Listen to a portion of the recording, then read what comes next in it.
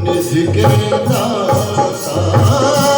सुभर दीन जानकी माता राम रसायन तुमरे ही पासा सदा रहो रघुपति के दासा तुम लोग राम को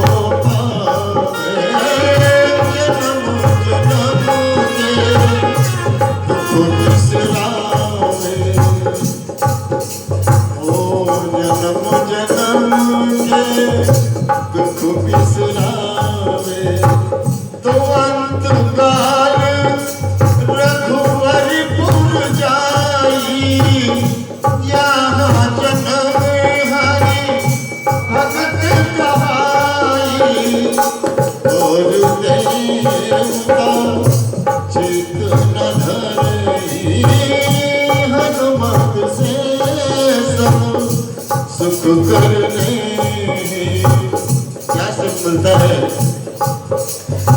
कि संकट कटे मिटे सब पीरा जो सुमरे हनुमत बलबीरा जय जय हनुमान गोसाई कृपा करो गुरुदेव जो सतवार पाठ कर कोई। बड़ी सुंदर चौपाई है, ध्यान दें कि जो इस पाठ को 100 बार करता है तो क्या होता है कि जो सतवार पाठ कर कोई तो छूटे बाती महासुख होई। जो ये पढ़े हनुमान चालीसा होए सीधे साक्षी गौरीसा तुलसीदास सदा हर चेरा कीजे नाथ हृदय मई मेरा कीजे नाथ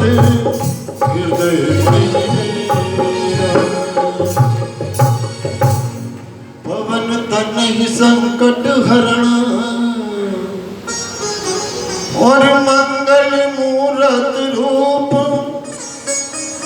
राम लखन सीता सहित हृदय बसो सर्वो सियावर राम जय जय राम मेरे प्रभु राम जय जय राम करो कल्याण सीता। बोलिए सियावर रामचंद्र भगवान की जय। तो देखिए राम कथा चल रही है, कुछ ही क्षण में श्री व्यास जी महाराज पधार जाएंगे, मंचासीन होंगे। तब तक के लिए आप एक भजन का आनंद लें।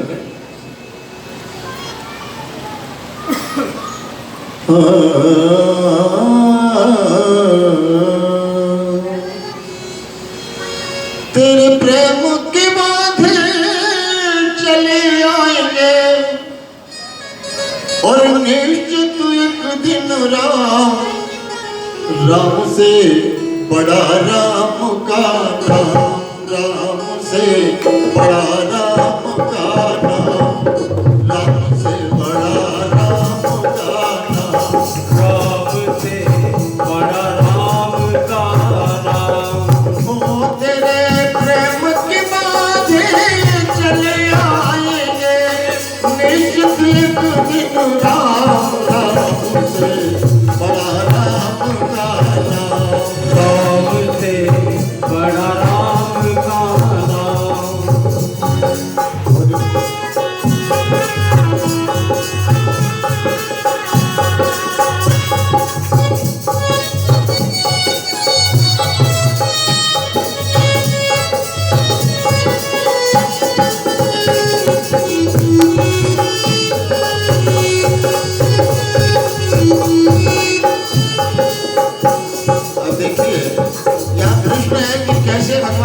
जपा जाए कि सुमरो नाम रूप बिना देखे छोड़ ही लगे ना सदा।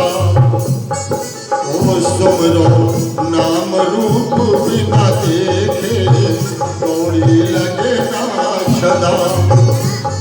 और नाम की डोर से बंध आएंगे, नाम की डोर से बंध आएंगे, निश्चित बिना राम से बड़ा राम का नाम, नाम से बड़ा राम का नाम।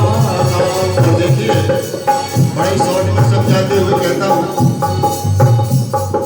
कि नाम को चिंता ये रहती, नाम का हो बदनाम। जिसका नाम हम जपते हैं तो भगवान स्वयं हमारी चिंता करते हैं। बोलिए व्यास जी महाराज की जय। कि नाम को चिंता ये रहती, नाम न हो बदनाम। और द्रौपदी ने जब तुझे पुकारा, द्रौपदी ने जब तुझे पुकारा, तो बन आए घनश्याम राम से बड़ा राम का नाम। नाम से बड़ा राम का नाम, नाम से बड़ा राम का नाम। और कि जिस सागर को बिना श्वेत के लांग सके नहीं राम। सवाल उठता है कि राम से, राम का नाम क्यों बड़ा है? तो समझिए इस पंक्ति से कि जिस सागर को बिना श्वेत के लांग सके नहीं राम। और लाग गए हनुमान उसी को, लाग गए हनुमान उसी को, लाग गए हनुमान उसी को, जब लिया राम का नाम, राम से बड़ा राम का नाम, नाम से बड़ा राम का नाम, राम से बड़ा राम का नाम, नाम से बड़ा राम का नाम। बोलिए राजा रामचंद्र भगवान की जय।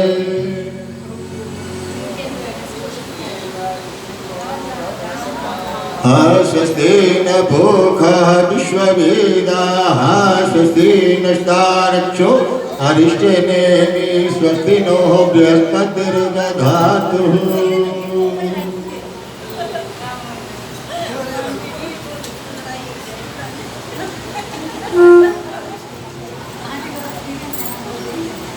ॐ गजाननं भूतिगणादिसेवितं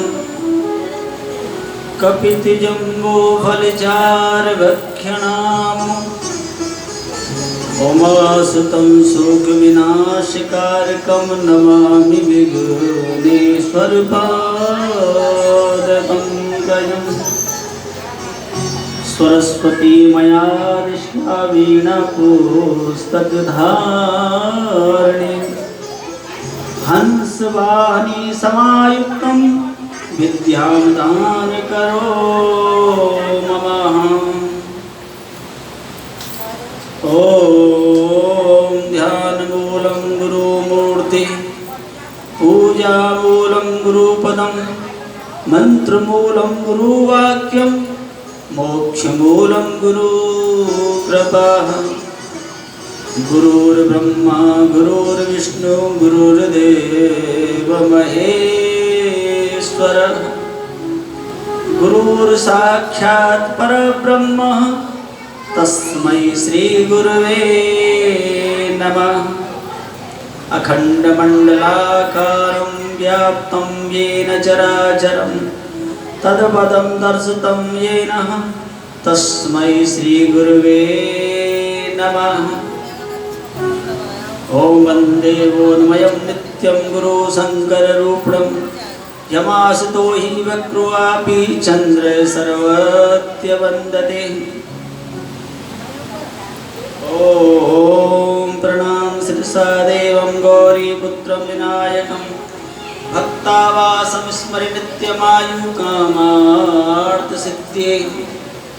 ॐ प्रथमं वक्तुण्डं चैकदन्तं द्वितीयं तृतीयकृष्णपुल्लाखं गजभक्तं चतुर्थकं लम्बोदरं पंचम च षड्विक्रमेव च सप्तम इंद्रराजं च धूमवर्णं तथाष्टकं नवम बालचन्द्रं च दशम तु विनायकम् एकादशं गणपति द्वादशं तु गजाननं द्वादशेतानि नामानि त्रिसन्धाय पठन्नरा नाच विघ्नभयं तस्य सर्वसिद्धिकरं प्रभो।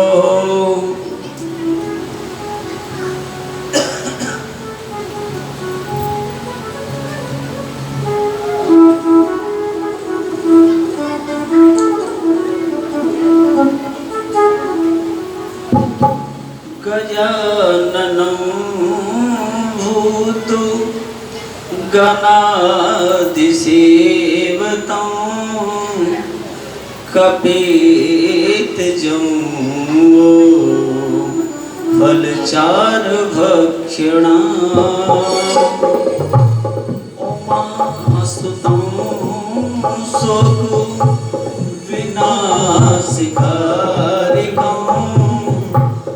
नमामि विघ्नेश्वरपादपद्मं नमामि विघ्नेश्वरपादपङ्कजं कर्पूरगौरं कर्णावतारं संसारसारं भुजगेन्द्रहारं सदा वसन्तं हृदयारविन्दे भवं भवानी सहितं नमामि भवं भवानी सहितं नमामि। मन्दारमाला कुलुतालिकाय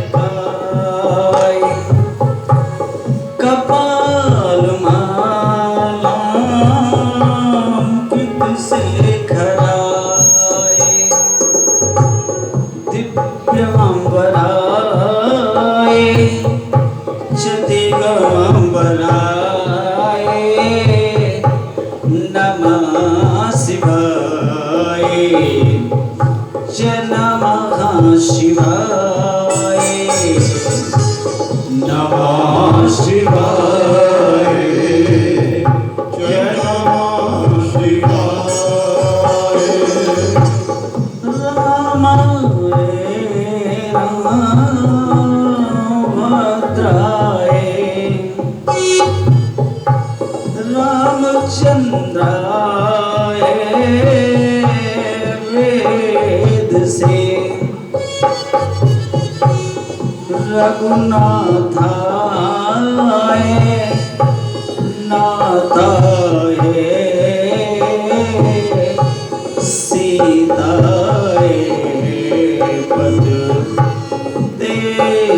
नमः सीताय पदे